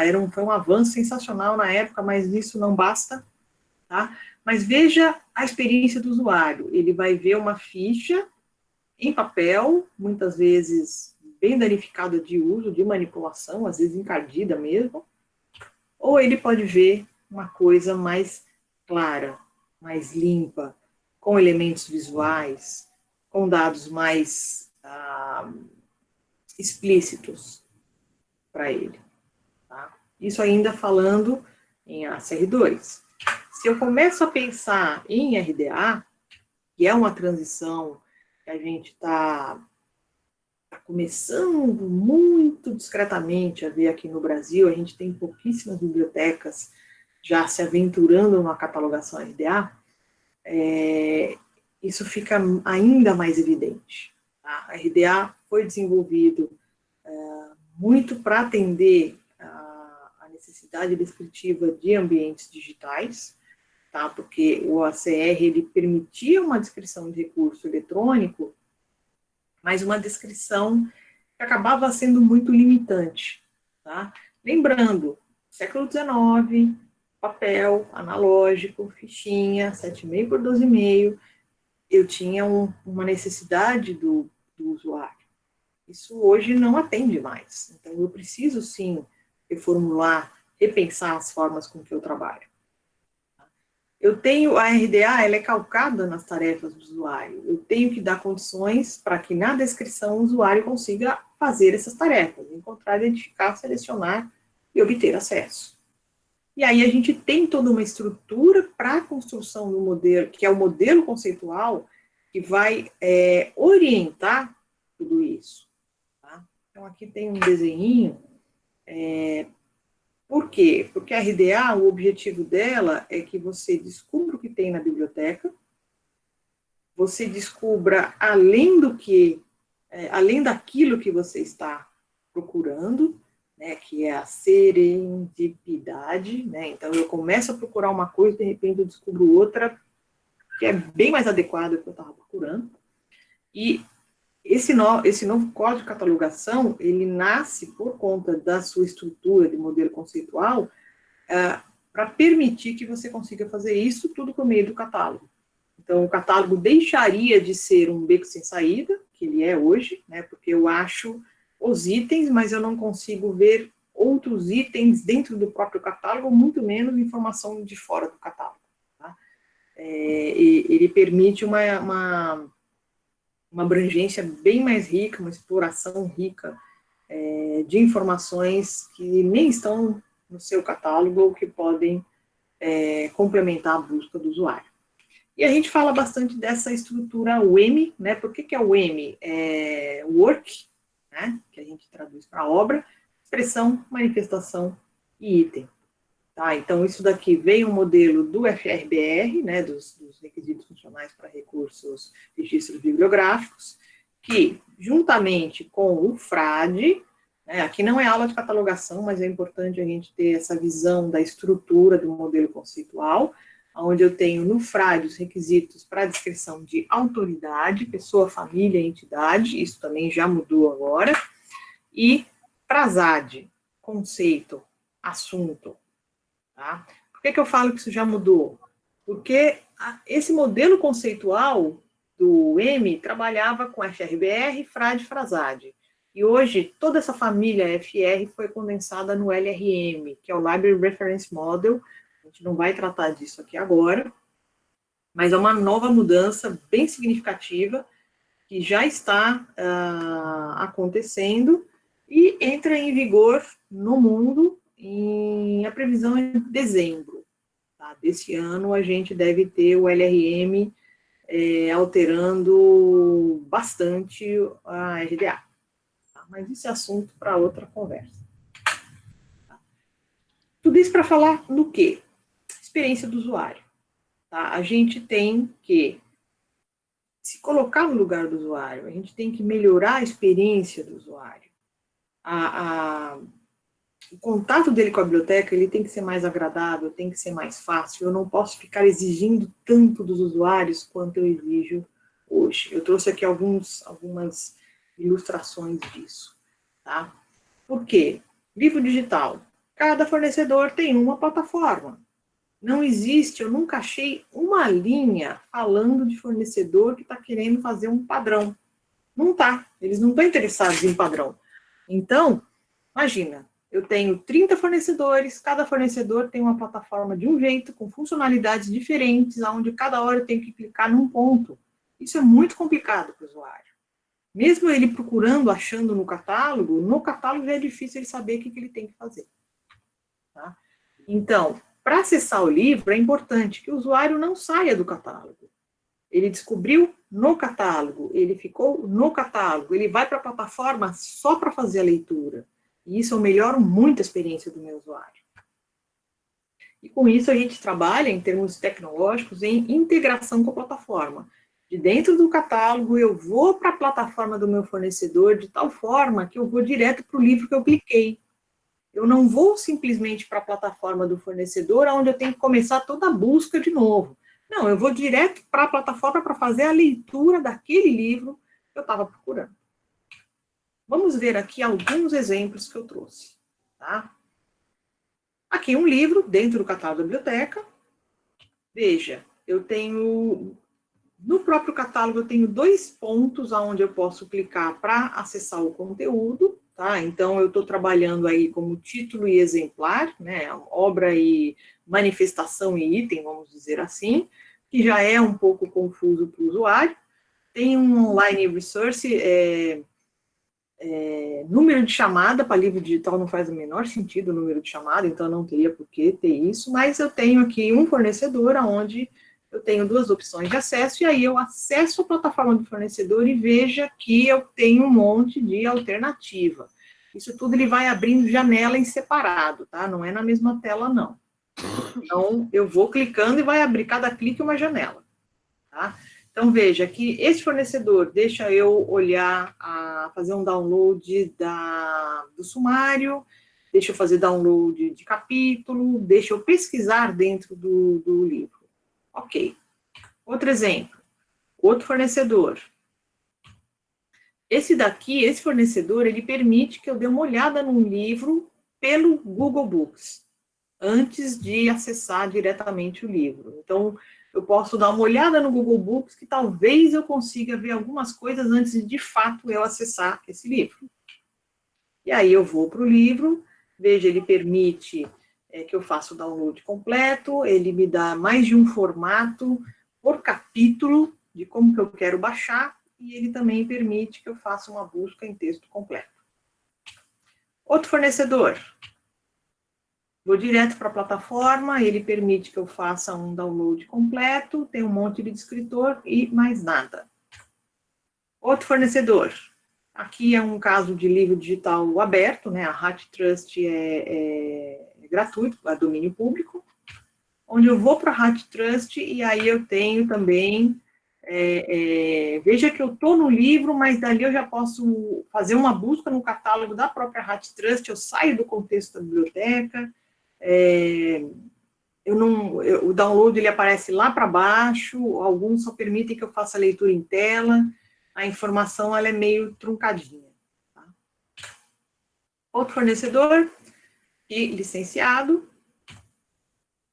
eu posso baixar em PDF, posso baixar em EPUB, posso baixar tudo, eu posso, às vezes, baixar só por capítulo, ele tem um monte de ferramentas se eu quiser trabalhar em nuvem, só que esse save eu vou salvar o metadado do registro, não quer dizer que eu estou salvando o livro.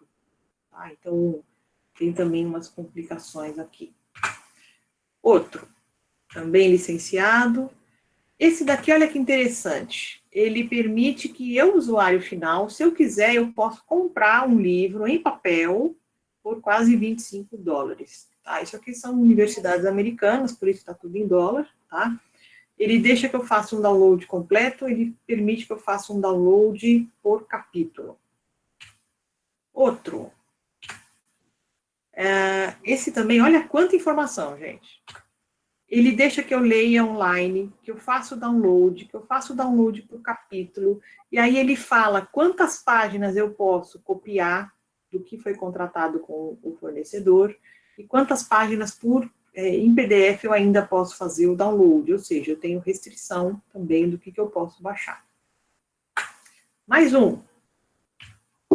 Olha essa tela, que beleza. Veja, eu posso ler o PDF, eu tenho opção de compra dele em papel ou digital, e aqui ele me traz, isso é interessante para quem está fazendo pesquisa, tá? Que ele me traz uma relação de outras pessoas que já citaram esse material. E ele tem dois tipos de PDF, um PDF e um PDF Plus. Eu não sei o que significa, até porque o Plus, ele é menor que o PDF tradicional, o Plus deveria ter mais, né? Mas tudo bem, não tem. Aqui, revista. Vamos ainda no conteúdo digital, mas falando em publicação seriada, que é outro problema. Localizei um título de periódico. Veja, eu tenho 4 fornecedores, 2 da EBSCO, tá? Aqui eu estou citando, gente, não estou fazendo juízo de valor nenhum, tá? É só exemplo, experiência de olhar bibliotecário. Eu tenho 4 fornecedores, 2 fornecedores são produtos diferentes do mesmo fornecedor. Ok, eu, biblioteca, saber que é diferente, mas para o usuário, eu não sei nem se ele precisa saber o fornecedor. Ele tem que saber que tem. Ele só quer acessar, é aquilo que o Roy Tarrant falou, ele só quer achar. Ele não quer ficar fazendo pesquisa, navegando em interface diferente. Outro caso aqui. Vejam quantas opções eu tenho para acessar essa revista. Às vezes, muito atrapalha. Mais uma opção. Aí eu escolho um. Aí eu clico, ele abre uma outra janela, onde eu clico de novo. Aí ele abre uma janela, onde eu tenho que saber que ano que eu quero, onde está o texto, para daí sim eu começar a navegar no sumário para ver se eu acho a informação. Ou então deve ter em algum ponto aí uma caixa de busca para eu tentar filtrar o que eu estou achando. Às vezes, a gente só quer uma coisa simples, mas eu dou tanta opção que eu acabo deixando a coisa muito complicada. Eu não sei contar vocês, mas às vezes eu sinto isso quando eu vou num lugar para tomar um café, num Starbucks, por exemplo. Você só quer tomar um café. Aí a pessoa fala, você quer o quê? Curto, médio, carioca, expresso, coado, descafeinado, com espuminha, sem espuminha. Eu só quero tomar um café. Não quero tanta opção. Se eu quisesse, ok, eu iria, mas não, eu só quero um café. É assim que a gente está fazendo hoje nas bibliotecas. A gente está complicando muito a vida do nosso usuário, porque ele só quer achar aquela informação para consumi-la. E a gente, numa tentativa de enriquecer e dar tanta opção, será que a gente está fazendo bem sempre? Será que a gente não está complicando muito o nosso usuário? Ok, eu ter bastante opção, mas será que eu tenho que mostrar para o usuário tudo desse jeito? Eu não posso fazer uma forma mais simples para que ele experimente o que eu estou oferecendo para ele? E, de novo, o Roy Tennant, em 2005, ele falou que o OPAC era um porco. E isso causou um escândalo, tá? E aí ele falava, não, mas tudo bem, você pode passar um batom no porco, vai ficar mais bonitinho. Então, tá, a gente tem um OPAC, ele pode ser um porco, mas dá para ser um porco simpático.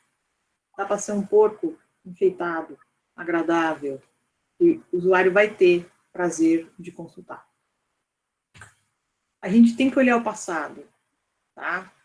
Ranganathan estava certo em 31, poupe o tempo do leitor. A gente tem que facilitar a experiência do nosso usuário. Tá? Então, aqui eu peguei alguns exemplos, né? É claro, eu estou mostrando da minha experiência. Tá? Eu estou num catálogo, eu achei o livro, eu vou no link, eu vou para a plataforma para fazer a leitura. E aqui eu tenho vários fornecedores diferentes, gente, tá? Então não é juízo de fornecedor, não é nada disso, é a experiência do usuário. Ele achou o livro, ele foi para o fornecedor, foi direto. O usuário não tem que saber qual é o fornecedor. Para ele, isso não é uma informação importante. Mesma coisa aqui, localizei, posso ir direto, não preciso nem abrir o registro. Vai no link direto, faz só a experiência da leitura. Eu não preciso ficar olhando cada tela onde que eu vou clicar. De novo.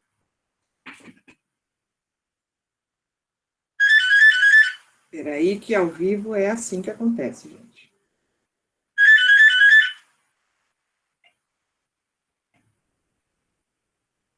Tá, de novo.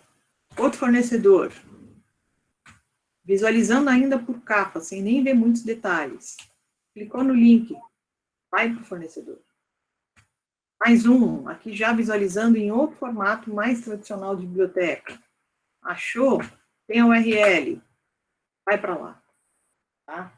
Viram que, se vocês não perceberam, eu coloquei o logotipo dos fornecedores no pé das páginas, mas isso é indiferente. Porque, de fato, não me interessa se isso aqui é Odilo, se isso aqui é Overdrive, se isso aqui é minha biblioteca, eu só quero ler. Então, é um pouco isso que a gente tem. Cada plataforma já tem as suas funcionalidades de leitura. Então, eu tenho, a plataforma vai deixar mudar fonte, mudar tamanho, mudar cor, mudar qualidade, já tem bastante coisa para o usuário se divertir na plataforma para fazer leitura. Ele não precisa sofrer para chegar até esse ponto. Quando a gente fala em livro digital, principalmente quando a gente fala em contratação de pacotes, né, que é uma tendência bem forte, né, não são todos os fornecedores que fazem aquisição perpétua, que deixam que você escolha o que você quer contratar, né. É importante que o fornecedor te dê um pacote para importação dos metadados bibliográficos daquilo que você está contratando. E exija do seu fornecedor metadados de qualidade, porque tem aberrações aí no mercado. Tá? Você tem que incluir no seu catálogo, só que não basta você incluir os metadados bibliográficos, porque para você fazer a gestão, você tem que saber com quem que você licenciou, como você licenciou, quando vence o seu licenciamento.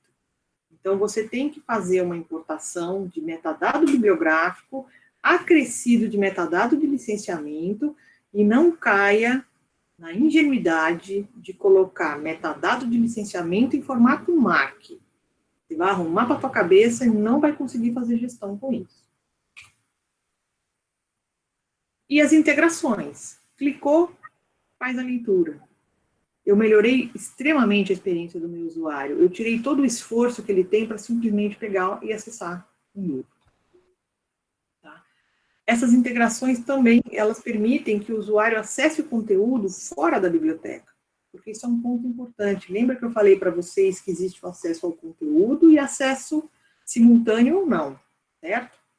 Se eu sou uma biblioteca digital, mas a minha biblioteca ela só funciona no intervalo de número de IP da minha instituição, o usuário, se ele está fora desse intervalo, ele não acessa a coleção. E não é todo usuário que tem acesso a uma VPN.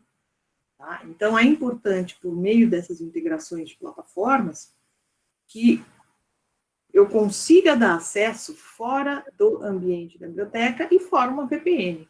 Tá? Eu facilito bastante a experiência do usuário. Tá? e eu estou com todo o meu acervo num único ponto. Eu não estou com uma parte do que é digital numa plataforma, o meu livro tradicional em outra plataforma. Melhor experiência do usuário e melhore a sua experiência, porque você fazer gestão com os dados dispersos em vários pontos vai te deixar doido. Você não vai conseguir fazer, se fazer essa consolidação vai ser, a gente chama do time consuming, né? Ele vai te consumir demais. Tá? E aí, como está a sua biblioteca? Tá? Ainda existem bibliotecas que trabalham dessa forma, ou dessa. Ou você quer trabalhar com o celular, ou você quer trabalhar com notificação, com e-mail, com mensagem eletrônica, com catálogo acessível a qualquer hora, qualquer lugar. O que a gente vê? Tendência, acervos híbridos. Eles se completam. O digital não é melhor que o papel não vai sumir por causa do digital, eles podem conviver. Eu não vou dizer que lado a lado, porque o digital não está na estante. Tá? A não ser aquele digital que ele existe fisicamente, que seria um DVD ou um CD-ROM, bem das antigas mesmo. É no catálogo que o usuário tem que saber o que você tem, não importa o formato. Reúna num único ponto tudo que você tem e monitore por este ponto o que está sendo usado, através do acompanhamento dos indicadores. E como as bibliotecas elas estão se digitalizando e a tendência grande de um afastamento físico do usuário da biblioteca, e não só por conta de uma pandemia, é por meio do catálogo que eu vou oferecer serviços e recursos aos meus usuários. É o meu canal de comunicação com eles. Tá? Então, eu tenho que tratar muito bem esse catálogo. Ele tem que ter usabilidade, ele tem que proporcionar uma boa experiência para o usuário, e ele tem que proporcionar dados para o bibliotecário possa monitorar e acompanhar o que está acontecendo com o seu acervo. Tá? Pesquisa aplicada por quê? A gente tem sempre que pesquisar o que está acontecendo com a nossa realidade. De repente, é feito todo um estudo e eu chego a uma conclusão que hoje isso aqui me atende, certo? Por exemplo, hoje se eu contratar 3 fornecedores, eu vou estar bem servida. Amanhã, isso não dá. Agora, se eu não acompanhar o que está acontecendo aí fora no mercado, se eu não fizer pesquisa não fundo somente teórico, mas fundo aplicado, como é que você vai saber que você, de repente, está parado no tempo? Tá? Principalmente em tecnologia. Tecnologia não está pronto nunca. Tá? Eu falo isso com a propriedade de quem trabalha com software. A gente trabalha e o software nunca vai estar pronto. Porque ele tem que evoluir sempre. E ele vai evoluir com base em pesquisa aplicada. E, novamente, tá, o que importa não é o que a biblioteca tem na coleção, mas quem que vai usar esse material. Eles têm que estar em primeiro plano, na linha de importância da biblioteca. Bom, gente, eu falo pra caramba, tá? Então eu estourei um pouquinho o tempo, mas acho que a gente ainda tem tempo para perguntas, tá? Eu preparei aqui uma referência, tá? Infelizmente, a maioria do material é em inglês, tá? Quem não domina inglês, pelo menos leitura, corre atrás do prejuízo, porque a gente precisa acompanhar o que está acontecendo na biblioteconomia, né? E lá fora realmente eles estão num nível já mais avançado em algumas coisas, não vou dizer que em tudo, mas algumas coisas sim. Tá? Mas já tem aí algumas coisas em português também. Tá? Eu vou parar o compartilhamento agora e vou abrir para perguntas. Deixa eu ver, meu Deus. Perfeito, professora. Voltei, tudo bem? Tudo jóia.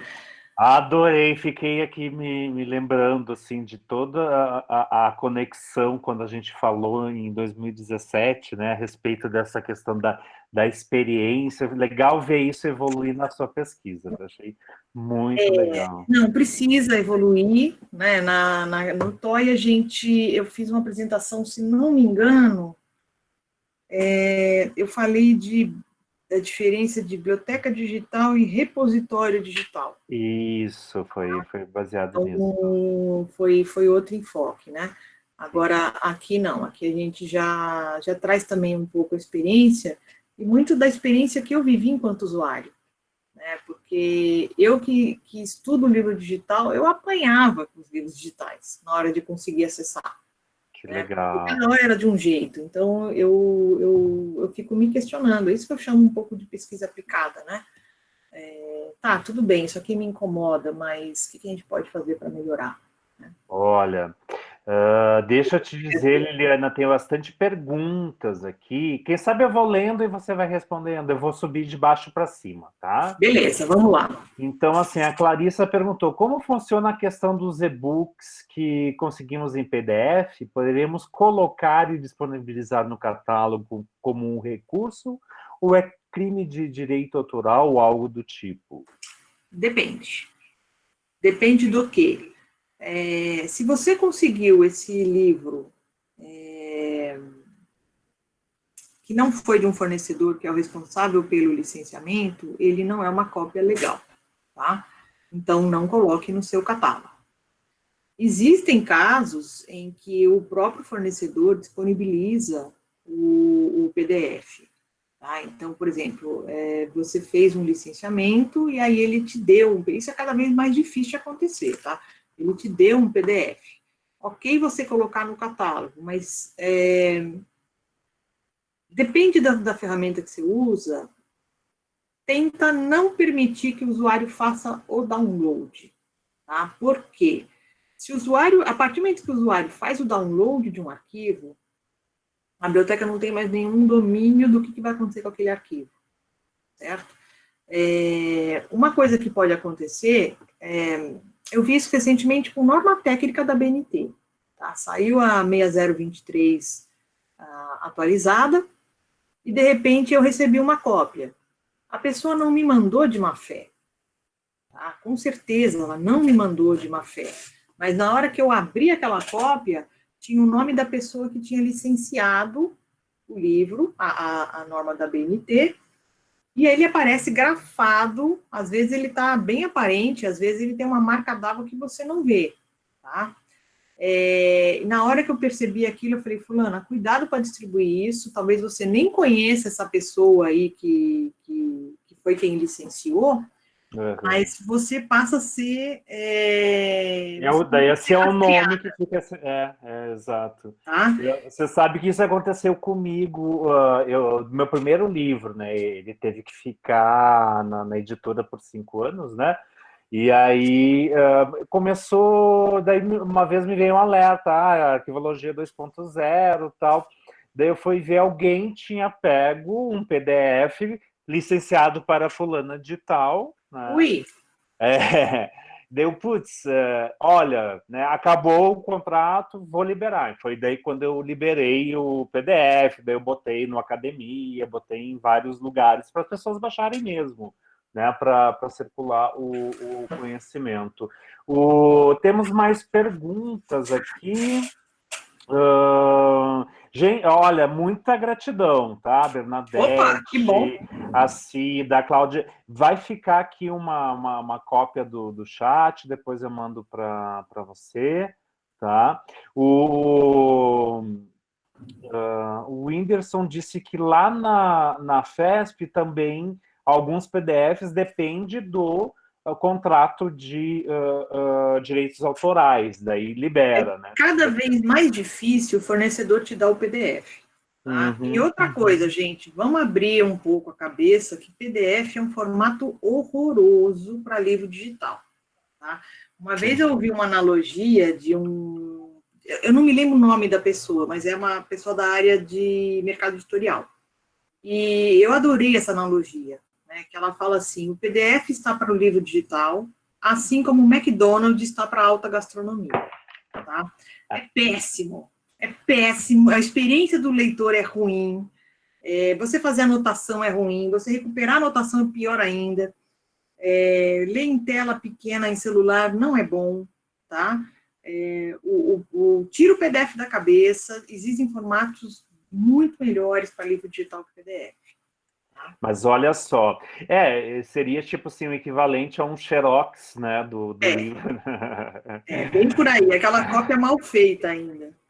A Clarissa ainda fala ó, que ela já trabalhou em duas escolares e fizeram reformas e conseguiram, né, um investimento para livros e tal.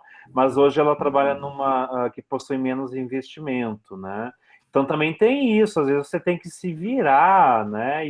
Tem conteúdo aberto bom. Então, daí tem o Creative Commons, né? Que tem o licenciamento de copyleft, né? Você consegue licenciar, então isso é perfeito.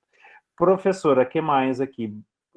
Vários comentários, então, assim, as pessoas se falaram pelo chat, foi muito legal essa interação, pessoal, adorei. Eu respondi algumas coisas, né? Tá? E assim, se já existe alguma metodologia para escolha de fornecedor plataforma, Maíra Santos perguntou isso. Aqui no Brasil eu não me recordo. Tá? Fora do Brasil já tem alguma coisa. Normalmente os estudos que eu vi, eles são voltados para... A metodologia não é tanto pelo fornecedor, é mais o retorno do investimento. Né? Então, você tem uma série de cálculos que você pode fazer de quantas vezes, isso para livro em papel também, quantas vezes o livro ele tem que ser emprestado para ele se pagar, vamos dizer assim. E aí justifica, você faz o retorno do investimento por conta disso. Aqui, como não é uma coisa que eu estudo, eu não sei te citar assim de cara um nome para você consultar, mas seria fora do uma Brasil boa eu área vi. seria um bom TCC aí, uma boa dissertação, né, Sim, tem professora? muito espaço. Né? De repente, tropicalizar aí um desses métodos, né? Ver que se isso corresponde à realidade do mercado brasileiro, né? E das instituições brasileiras, né? Tem uma questão que eu acho que é bastante importante, o bibliotecário ele subestima um pouco o livro digital. Tá? Isso eu já vi isso em todas as esferas, desde o mais acadêmico até o mais simplório, tá? Até o estagiário. Tá? Por que ele simplifica? Ele acha que é igual ao livro. E não é. Tá? Não é mesmo. Você não tem propriedade, você tem que fazer indicador, você tem forma de contratar diferente, você tem um monte de fornecedor diferente. Então, tem uma série de aspectos que o bibliotecário não pode ver o livro digital como se ele fosse só uma mudança de suporte, porque ele é muito mais do que isso. Tá? O livro digital ele tem condição de, inclusive, mudar o conceito do livro. Tá? É muito significativo isso. Tá? Eu vejo, às vezes, a gente cometendo o mesmo equívoco que eu já vi, por exemplo, com o pessoal da área de TI. Né? Assim, o bibliotecário briga com TI porque a TI fala, não, eu sei o que você precisa. Como é que você sabe que eu preciso? Você não está atendendo o usuário, você não conhece a minha realidade. Aí ele vem com o pacote pronto e fala, não, é só isso aqui que você precisa. A gente está cometendo o mesmo erro com o livro digital. É uma área ainda pouco pesquisada no Brasil, porque os bibliotecários acham que não tem grande diferença. Tem muita coisa.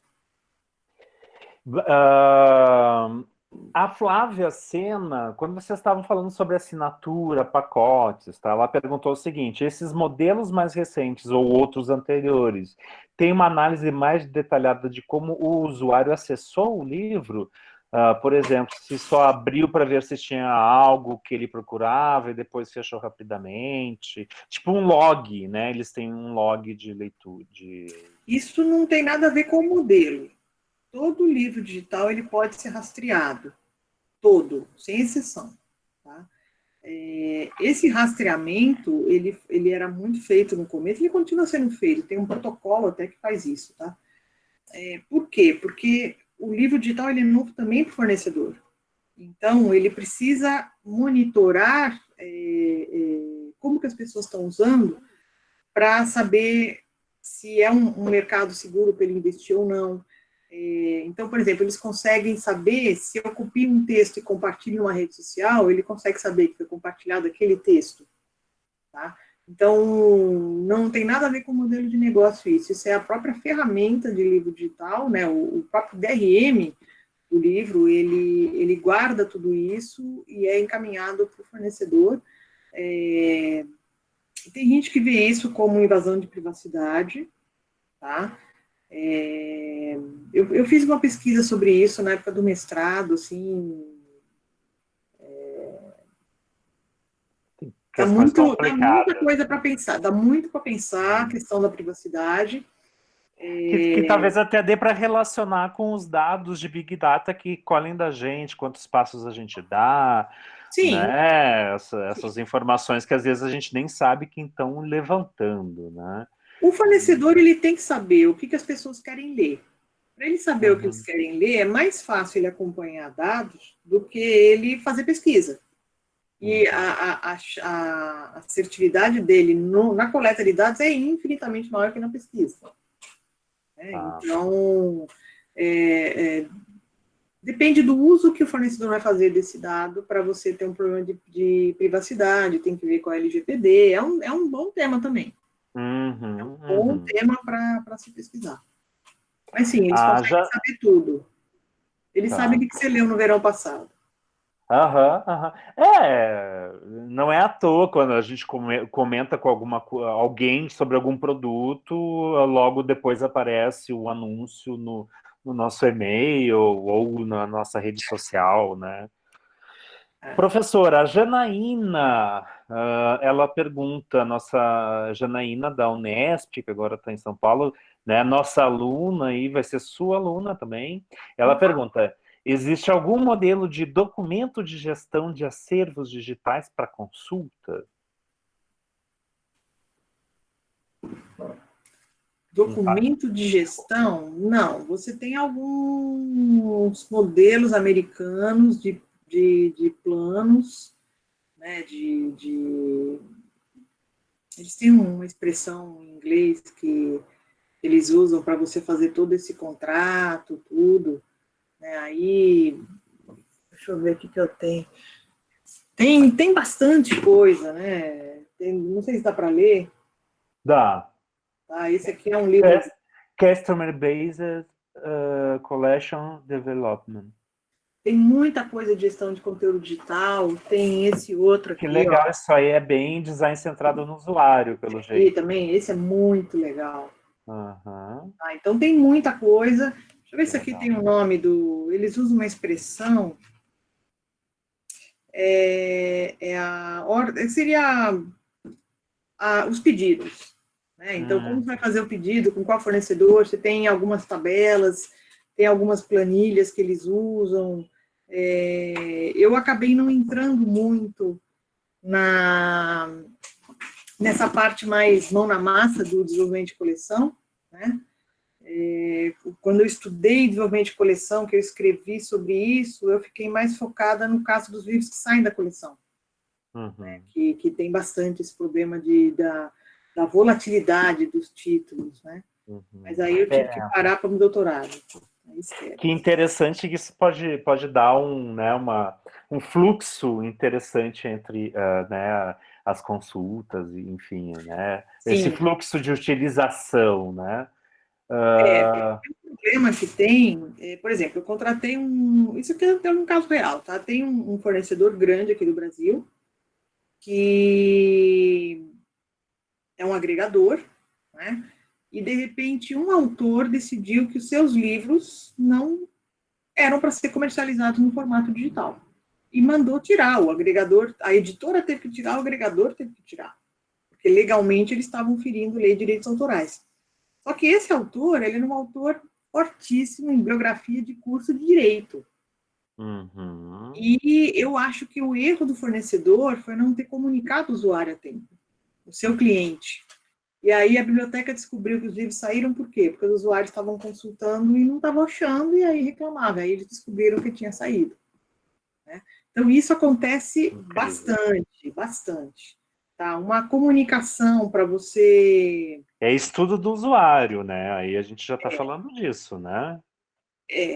Eu dei, no meu doutorado, eu acabei pegando um pouco esse enfoque, propondo um modelo por meio de link data para fazer monitoramento, entre outras coisas, isso.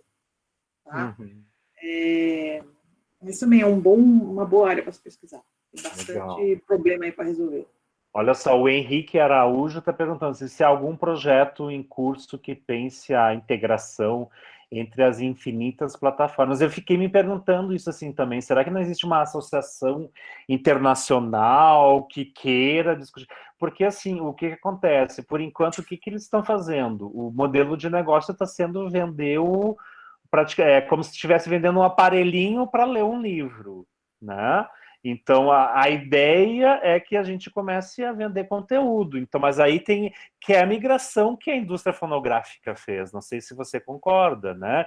Porque então toda a crise da indústria fonográfica foi que eles vendiam a mídia. Eles vendiam primeiro o LP, depois o CD, né? Fita cassete. Você acha Eu que é acho por aí? que tem algumas coisas, mas eu não vejo tudo por aí. Né? Uhum.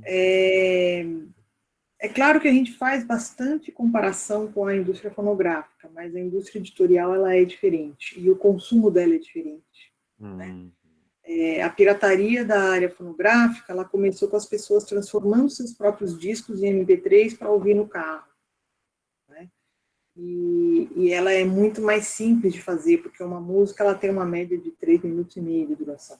Então, você consegue fazer uma cópia de uma forma muito mais simples. No caso do fonográfico, do mercado editorial, não é assim que funciona. E você fazer uma reprodução, que seja um capítulo de um livro, ele é muito mais trabalhoso. Eu tenho que fazer a captura, eu tenho que fazer a limpeza, eu tenho que fazer o recorte, daí eu tenho que juntar tudo. Tá? E eu não vou fazer isso do livro que eu já tenho. Eu vou fazer isso do livro que eu não tenho. Né? Então, existem algumas diferenças aí. Agora, o mercado editorial, ele é extremamente conservador. Sempre foi. Tá? E aí ele enxergou o que aconteceu com o mercado fonográfico e aí ele se resguardou mais ainda. Então, ainda tem muita barreira do mercado editorial que tem que ser caída. É um processo, é o amadurecimento do fornecedor, do editor, da biblioteca, do leitor. Tá? Todo mundo tem que amadurecer ainda. Tanto que a Clarissa tinha perguntado aqui no chat como o MEC, né, o Ministério da Educação, enxerga essa questão de livros digitais para composição de acervo na avaliação de implementação de curso. Olha, Eu acho que é muito específico isso, né, para a biblioteca escolar, assim. Eu acho que tem a ver um pouco com aquela questão de avaliação de bibliografia que o MEC faz nas faculdades, né? E pelo que eu sei, Liliana, ali, toda a obra que é bibliografia básica, né? A gente sabe disso, né? Que a gente fez isso. Né? Toda a obra que é literatura básica tem que ter o acervo físico ou não mais, digital. não mais. Não mais. Não, Como é que está isso? a última alteração, acho que foi 2017 ou 2018, acho que foi 17. Foi bem finalzinho do ano também, né? O MEC aceita que tudo seja digital. Tá? Básica e complementar. Só que ficou nítido que o MEC amadureceu, porque quando o MEC falava antes que podia na complementar, ele mudava a proporção de títulos exemplares, que não faz sentido para livro digital, porque ele não tem exemplar. Tá? E aí ele veio e fez essa mudança, ele aceita, pode ser tudo 100% digital. Só que o que eu não gostei, que eu acho que ficou extremamente frágil, você comprova por meio de contrato assinado com o fornecedor. E domínio público e conteúdo aberto não pode fazer parte da biografia de curso? Tá?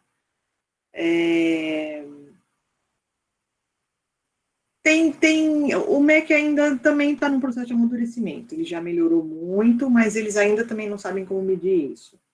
E eu não sou favorável a tirar a autonomia da biblioteca, ela depender de fornecedor, porque ela não pode. Porque o movimento que eu vi, quando eu li aquele instrumento, é que existia um favorecimento de fornecedor, e a partir do momento que uma instituição contrata um fornecedor, em teoria, não precisa ter biblioteca física. E se não tem biblioteca física, não tem bibliotecário. Então, eu fiquei bem preocupada quando eu vi esse documento, mas já tem 2 anos que passou isso, e não tive ainda, não senti nada no radar ainda crítico. Talvez porque os fornecedores são muito caros.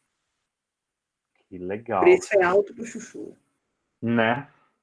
Olha só, Jessie fala, existe material que sirva de base para que profissionais de TI desenvolvam as bases de dados e o software, tipo uma central de requisitos para bibliotecas online, como em arquivo, né, a gente tem o CIGAD, que é um modelo, né, de gestão de documentos, arquivísticos de gestão de documentos.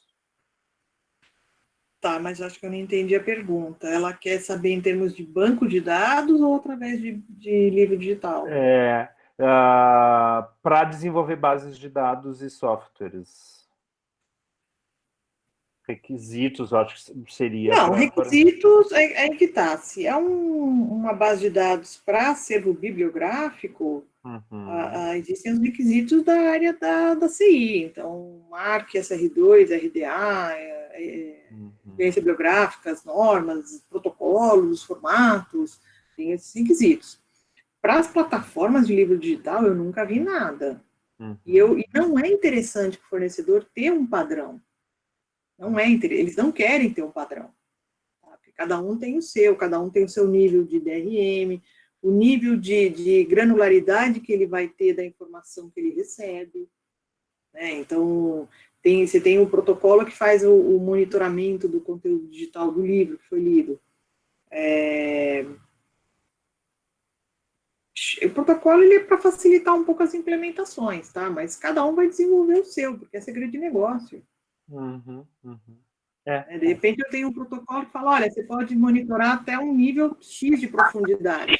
De repente ele fala, não, nível 2 para mim está ótimo, estou sabendo o que eu quero. Que legal. Professora, aqui, agora algumas pessoas botaram algumas observações ali, alguns relatos, só um pouquinho, pronto. O Leonardo Ragazzini, né, falando um pouco da experiência dele em biblioteca de saúde, e aconteceu ali que começou a rolar um papo no chat entre os alunos, está muito legal. Eu sugiro que, né, a gente termine a aula, porque estava previsto até às 9, né, daqui a pouco a gente termina. Deixa eu ver se tem alguma pergunta final aqui.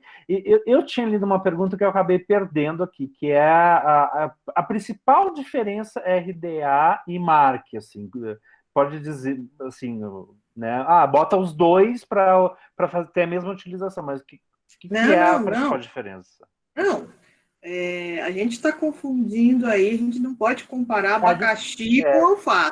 Não, desculpa, eu que tinha lido errado. É a diferença entre o AACR2 e RDA. Desculpa.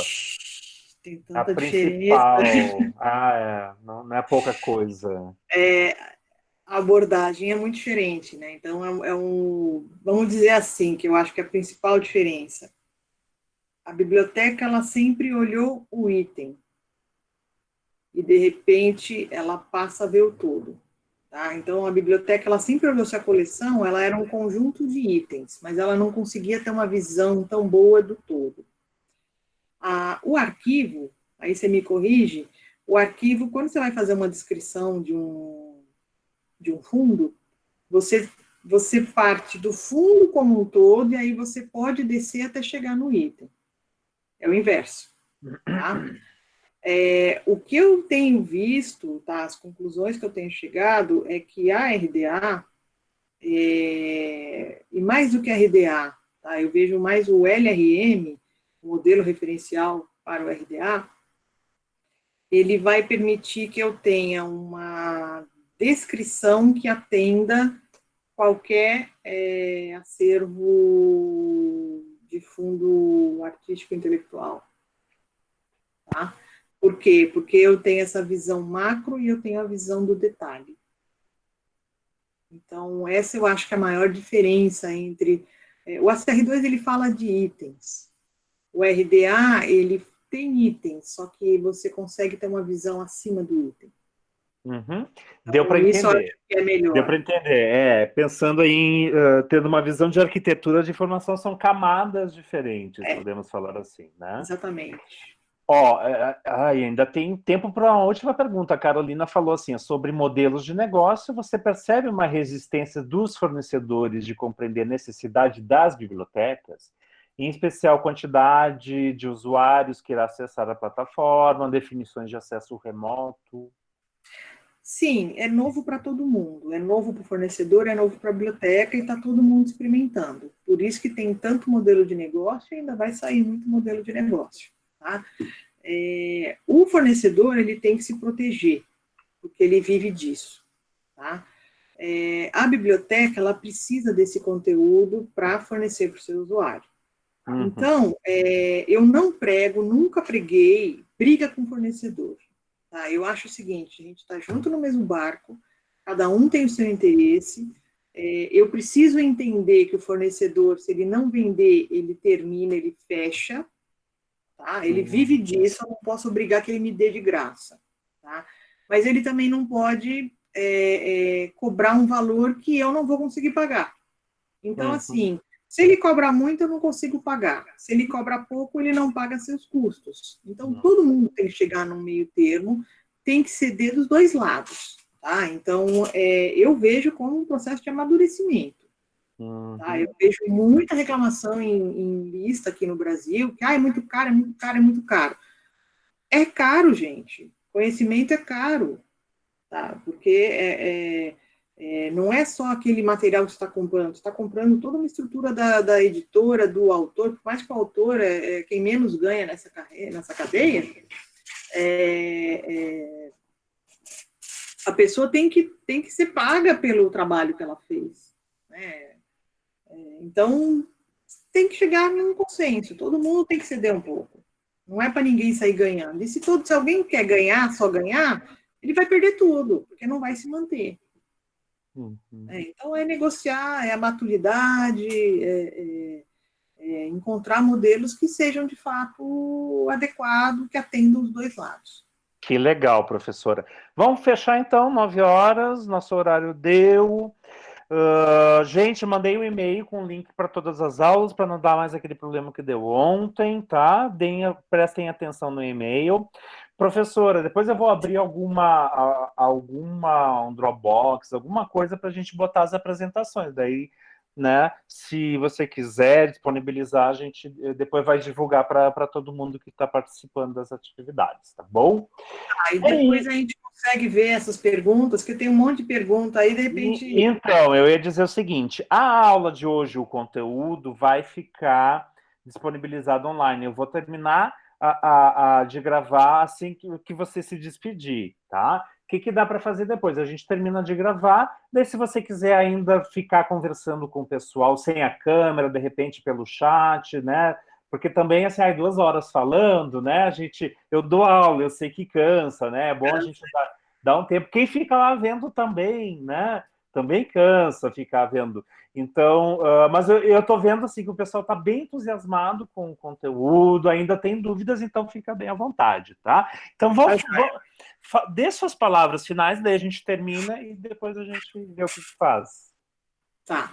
Bom, muito obrigado pela participação de vocês. Eu espero ter suscitado aí algum interesse para estudar livro digital, bibliotecas híbridas, conhecer catálogo, né? Que tudo isso está interligado, não tem como.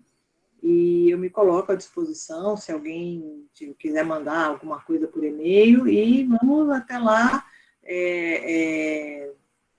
Quando chegar o momento da disciplina, vai ter bastante coisa nova, né, para a gente abordar, e eu espero encontrar o pessoal com esse entusiasmo todo aí quando for o encontro presencial. Que legal. E obrigada pelo espaço, Charlie. Imagina, eu que agradeço você ter se voluntariado. Foi uma das primeiras que disse: vamos lá, vamos em frente. Foi muito legal você ter se proposto a conversar com a gente, né? Tá, cada um na sua casa, então também tem essa coisa da quarentena. Eu tô achando muito legal isso, poder interagir, poder trocar conhecimento, ver as pesquisas, como andam, entender um pouco de mercado. Tem perguntas de mercado aí, tá bom? Tá joia. Eu vou Obrigada, cancelar aqui, pessoal. então.